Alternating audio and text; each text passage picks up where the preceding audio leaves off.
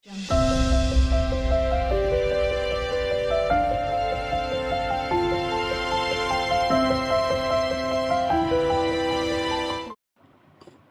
আছেন, আল্লাহর সাথে কথা বলুন। সুখে আছেন, আল্লাহর কাছে শুকরিয়া আদায় করুন।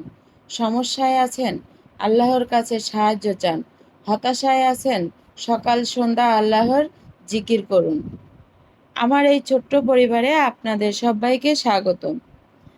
ভিডিওটি দেশ এবং দেশের বাহিরে যে যেখান থেকে দেখছেন সবাইকে আসসালামু আলাইকুম। আমি ডলিস লাইভ থেকে সবাইকে জানাই আন্তরিক শুভেচ্ছা ও ভালোবাসা। আশা করি সবাই ভালো আছেন। আলহামদুলিল্লাহ, আমার পরিবার নিয়ে আমি ভালো আছি। এই যে আমি একদিন আগের সন্ধ্যার থেকে আমি ভিডিওটি শুরু করেছি।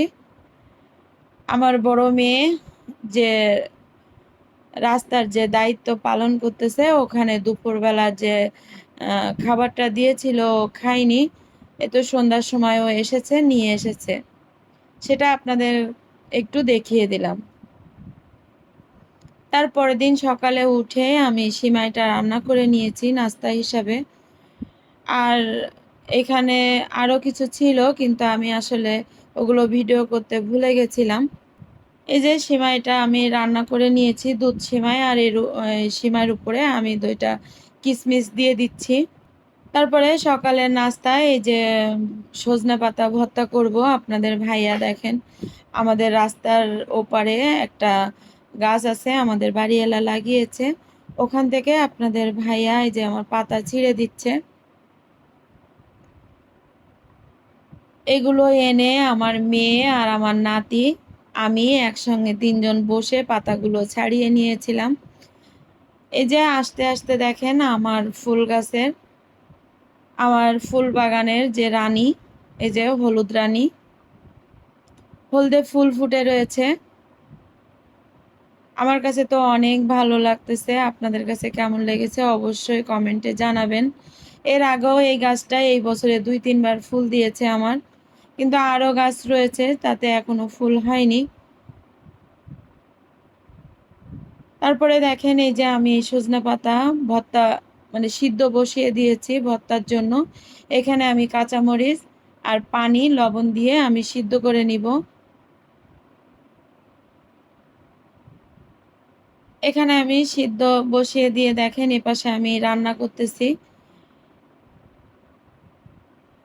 এখানে এটা গরুর মাথার চামড়া। আপনারা কে কে খান আমাকে কমেন্টে জানাবেন। এটা আমার বড় ননদের বাসায় আমি পাঠাবো, এই জন্য আমি রান্না করেছি। তারপরে এই তো আমি ভর্তাটা মরিচ, রসুন, পেঁয়াজ একসঙ্গে মাঝখানে দিয়ে ভর্তা করে নিয়েছি। আর তারপরে আনারস রান্না করব, সেটা আপনাদের একটু দেখিয়ে দিয়েছি। আর এই যে কলমি শাক দিয়ে ইলিশ মাছ দিয়ে রান্না করে নিচ্ছি আর কি। ইলিশ মাছ তো আমার মেয়ে খাবে না, ওর জন্য আনারসের যে কোরমাটা করতেছি, ও ওইটা খাবে। আর চিংড়ি মাছ দিয়ে দুন্দল দিয়ে যে তরকারিটা করতেছি ওইটাও খাবে। আমি দেখেন শাকের এই পর্যায়ে এসে আমি কাঁচামরিচ দিয়ে দিচ্ছি। যদি কাঁচামরিচ দেওয়া হয়, কাঁচামরিচের ঘ্রাণটা অনেক সুন্দর লাগে। আমি সব রান্না শেয়ার করতেছি না, যে ভিডিওটি অনেক বড় হয়ে যাবে, এই জন্য। এই যে দুন্দল আর আনারস আমি কুচি কুচি করে কেটে নিয়েছি। 2টা আনারস নিয়ে এসেছিল, একটা আমরা খেয়েছি আর একটা এই যে আমি রান্না করতেছি। আনারস রান্না কে কে খেয়েছেন আমাকে কমেন্টে জানাতে পারেন। আর ভিডিওর এই পর্যায়ে এসে আমি আপনাদেরকে প্রতিদিন যেটা বলি, আজকেও আপনাদের কাছে সেটাই বলবো। আমার ভিডিওটি আপনাদের কাছে যদি ভালো লেগে যায়, প্লিজ লাইক দিতে ভুলবেন না। আর যদি এই ধরনের লাইফস্টাইল ব্লগ দেখতে চান, তাহলে চ্যানেলটিকে সাবস্ক্রাইব করে পাশে থাকা বেল আইকন অল অপশনটি সিলেক্ট করে রাখবেন। এতে করে আমি যখন নতুন কোনো ভিডিও আপলোড করব, সঙ্গে সঙ্গে নোটিফিকেশন চলে যাবে আপনার মোবাইলে। সুযোগ বুঝে আপনি দেখে নিতে পারবেন। আর যারা এই কাজ করে প্রতিনিয়ত আমাকে সাপোর্ট করে যাচ্ছেন, তাদেরকে অসংখ্য ধন্যবাদ। আর আমার একটা ফেসবুক পেজ আছে, যদি আপনারা ফেসবুক পেজ থেকে দেখে থাকেন, প্লিজ একটা লাইক দিয়ে আমার পাশে থেকে যাবেন। এই তো আমি আনারস রান্না করে নিচ্ছি। রান্না করার জন্য যে মশলাগুলো আমি দিব, এই মশলাগুলো আমি দিয়ে দিয়েছি। দিয়ে আমি এই যে আনারস দিয়ে দিচ্ছি, কষিয়ে নিব এটা। ভালোভাবে কষিয়ে আমি এখানে নারকেলের দুধ দিয়ে দিব সম্পূর্ণ। নারকেলের দুধ দিয়ে আমি রেখে দেব, ঢেকে দেব আর কি। ঢেকে দিয়ে এই তো দেখেন আমার রান্না হয়ে গেছে। আমি উঠিয়ে নিচে একটু ঝোল ঝোল মতন থাকবে, খেতে মজা লাগে। অসাধারণ হয়েছিল রান্নাটা। আপনারা ট্রাই করতে পারেন, রান্না করে আমাকে কমেন্টে জানাবেন যে কেমন হয়েছিল। এই যে আমাদের দুপুরের খাবার দাবার, ইলিশ মাছ দিয়ে কলমি শাক, নারিকেল দিয়ে আনারসের কোরমা, চিংড়ি মাছ দিয়ে দুন্দুলের ঝোলের তরকারি আমি এখানে রান্না করে নিয়েছি দুপুরে খাওয়া দাওয়ার জন্য। তারপরে দেখেন আমার বড় মেয়ে ওর কলেজ থেকে চলে গেছে এই যে ডিউটি পালন করার জন্য খুলনা জেলার রোভার থেকে। এই যে দায়িত্ব অনেক বড় দায়িত্ব পালন করে এসেছে আর কি। এখানে ওদের যে ক্লাসমেটগুলো ওরা সবাই আছে এখানে।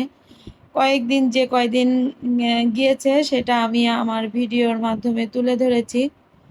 আমার বড় মামনি খুলনা আজম খান কমার্স কলেজের অনার্সে পড়াশোনা করতেছে। সবাই আমার মামনির জন্য দোয়া করবেন, যেন ওর মনের আশা ও পূরণ করতে পারে।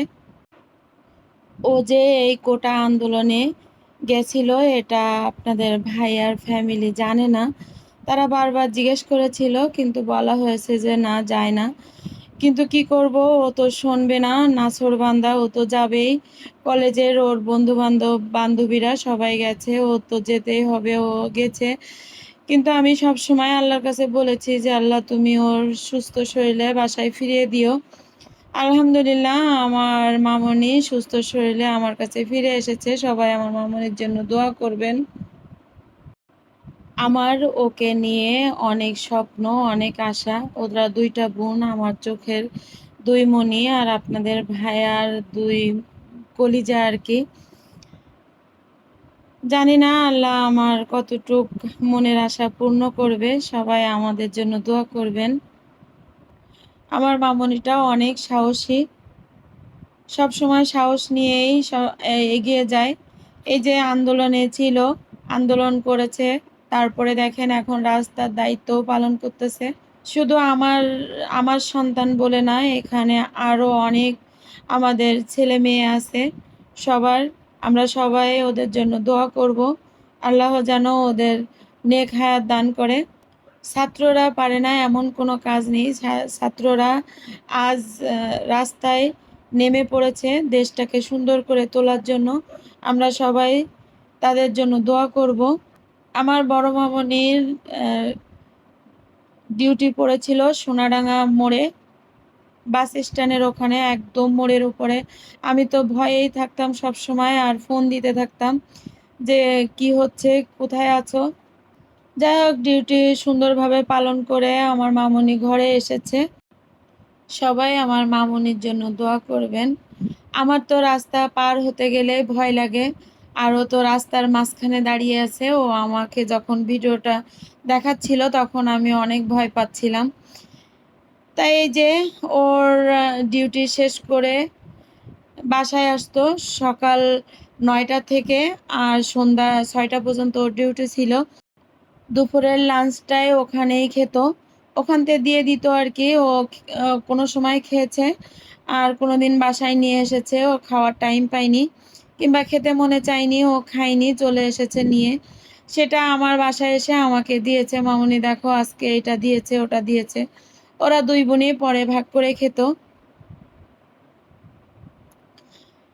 আমার ভিডিওটি আপনাদের কাছে যদি ভালো লেগে যায় প্লিজ একটা লাইক দিয়ে দিবেন। আর এই পর্যায়ে এসে আমি আপনাদের কাছে বিদায় নিব, ফিরে আসব নতুন কোনো ভিডিও নিয়ে। ততক্ষণ ভালো থাকুন, সুস্থ থাকুন, আমার জন্য দোয়া করবেন। আল্লাহ হাফেজ, আসসালামু আলাইকুম।